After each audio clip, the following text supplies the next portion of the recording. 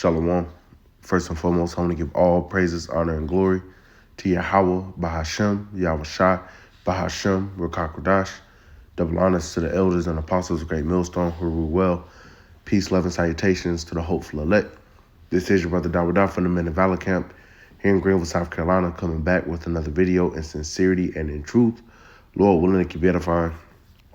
And as brothers and sisters have been watching over the, especially, pretty much breaking out yesterday, the deadline, Trump basically gave the state of Texas and the governor of Texas an ultimatum concerning this whole border patrol thing, where they want some razor wires removed that Texas has implemented in basically hopes that they can secure their border, because Biden has pretty much been letting people come into the country free reign, and we can see how they could be setting something up for that.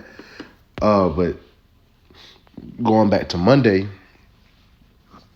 this actually went up to the Supreme Court and they ruled in favor of Biden. So, you have Texas that's in defiance of the federal level of government, mainly the executive, and judicial branch, concerning this whole thing. And basically their plight is that they're upholding the Constitution, which if you technically go into it, they are. They're supposed to protect their borders, but Biden's telling them not to. So now you're having pretty much a standoff where people are now, bringing up the vibration of civil war, all right, which if you remember not too long ago, it was a movie called Leave the World Behind, and that pretty much was a introduction into that, how people were going to be set against each other. And a main part of them being set against each other is misinformation, not knowing what's really going on. But I did a review on that movie, and the very next day after I watched the movie, it had been out for a few days, but the very next day after I watched the movie, there was a trailer drop for a movie called Civil War that's supposed to come out in April. And that was very spiritual. So, they're this could be a plan to divide and conquer, so to speak, by the elites. All right, they did just wrap up this whole meeting in Davos, where the World Economic Forum met, and best believe, yeah, some of it be televised, but a lot of that shit, what they really plan on doing is done in secret, so to speak, But Yahweh Shai Shai is putting it in their minds to do this. But bringing it back full circle, you have this going on. You have the federal government in defiance of the state level.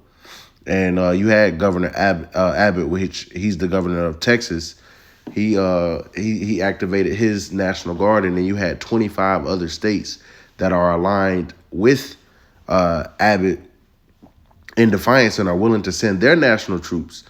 All right, now something that Biden could do is federalize the National Guard, but that would be an overreach of his power. Or he's able to do it, but it would be like he's basically overreaching his limits, his power, so to speak, because the federal government is in control, or the executive branch is in control of the military, but the National Guards of each state are pretty much controlled by the governors, so. But he also said that he has armed state employees that are ready to defend his border, so they ready to go to war about this shit. Salakia. But let's get into it. This is zerohedge.com. It says, watch, Governor Abbott tells Tucker he's not backing down, expects red states to circle wagons, and Trump elected in November, which, we don't know what's going to go on with that. Lord willing, we don't have no damn election, And if you're under a state of martial law, there will be no election, It says Texas Governor Greg Abbott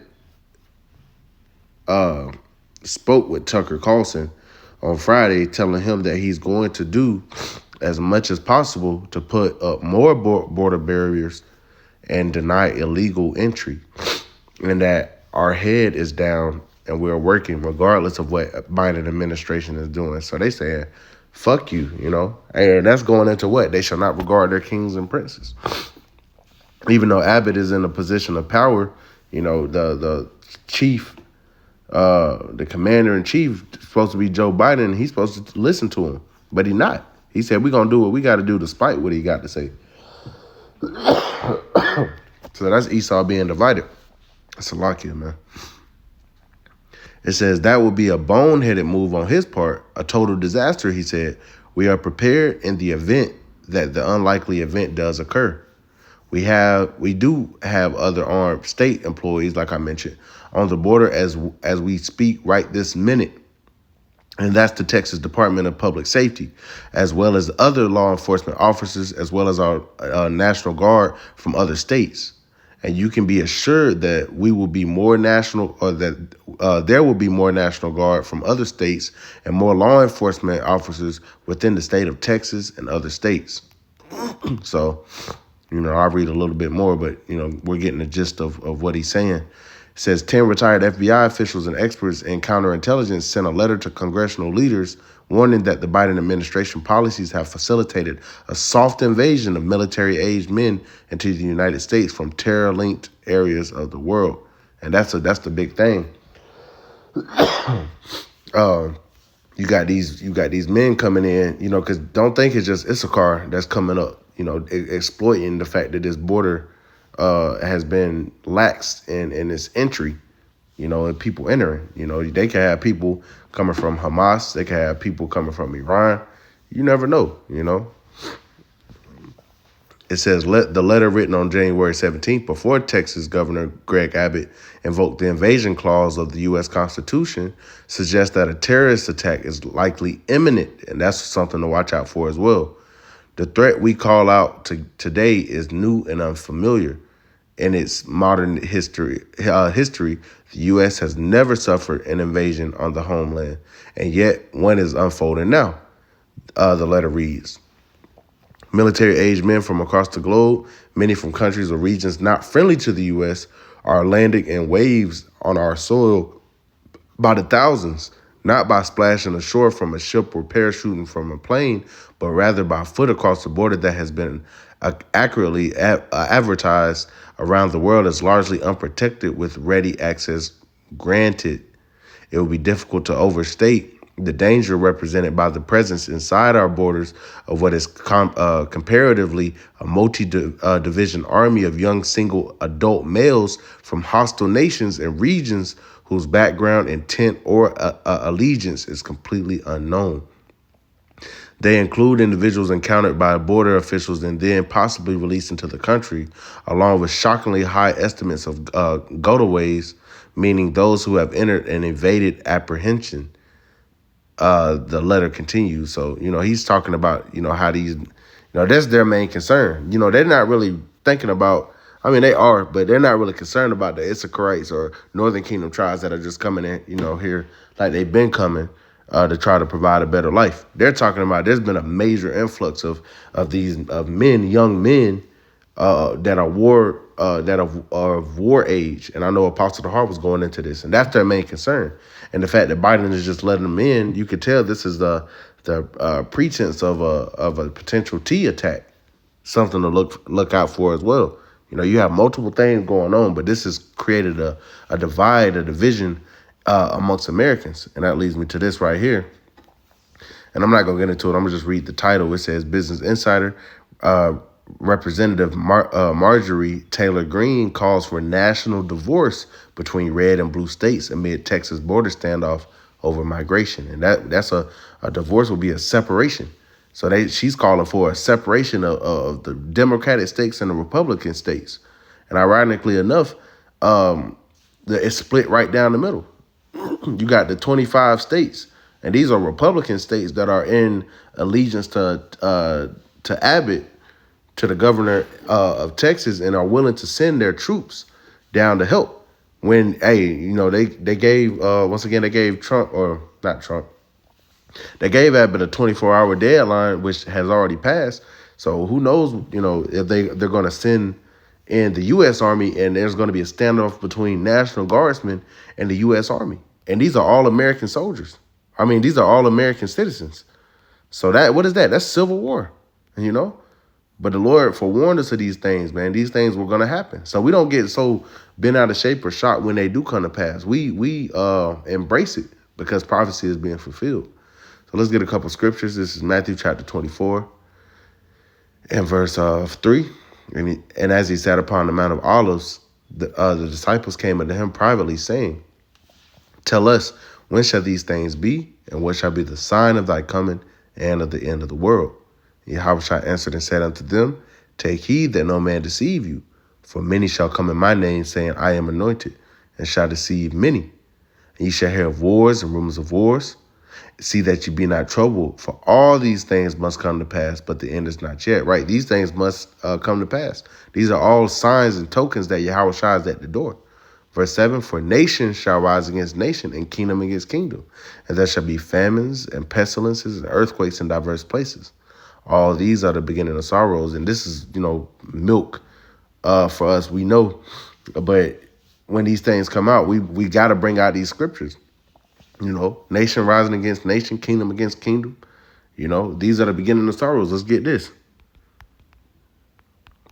Because this is exactly what's going on. Whether it's authentic or whether it's manufactured, there's a divide and going on amongst these people, a major divide. This is Matthew chapter 12 and verse 25, right to the point. Yahushua knew their thoughts and said unto them, Every kingdom divided against itself is brought to desolation, and every city or house divided against itself shall not stand. And what are we seeing right now? We're seeing a whole standoff between the state and federal level. So much so where they're ready to put boots on the ground to defend their cause. Speaking about Texas, to secure the border, because they're saying Biden just not doing his fucking job.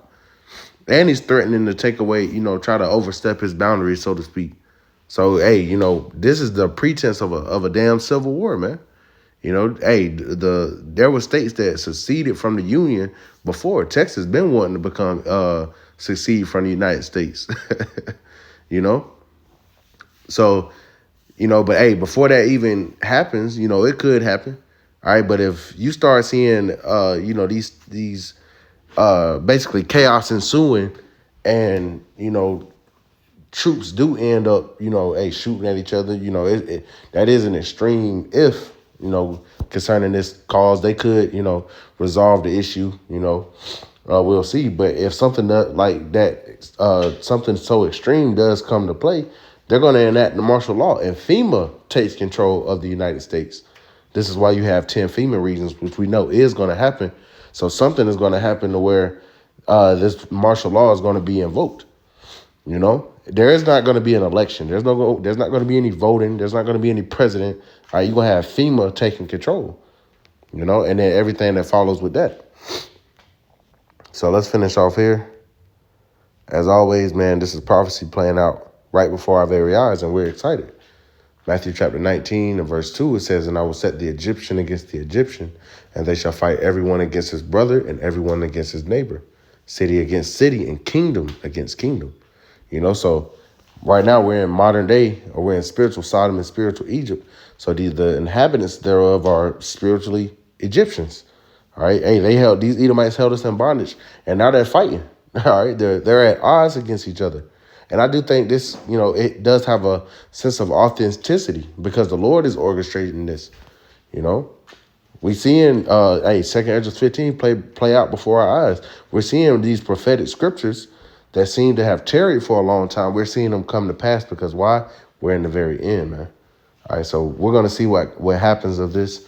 It could get resolved, but nonetheless, the vibration and the seeds of civil war have been planted. And people already feel these type of ways. So we'll see what comes of it. But Lord willing, this is edifying. I want to give all praises, honor, and glory to Yahweh, Bahashem, Yahweh Shah, Bahashem, Kakodash, and double honors to the elders and apostles of Great Millstone who rule well. Peace, love, and salutations to the hopeful elect. Till next time, Shalom.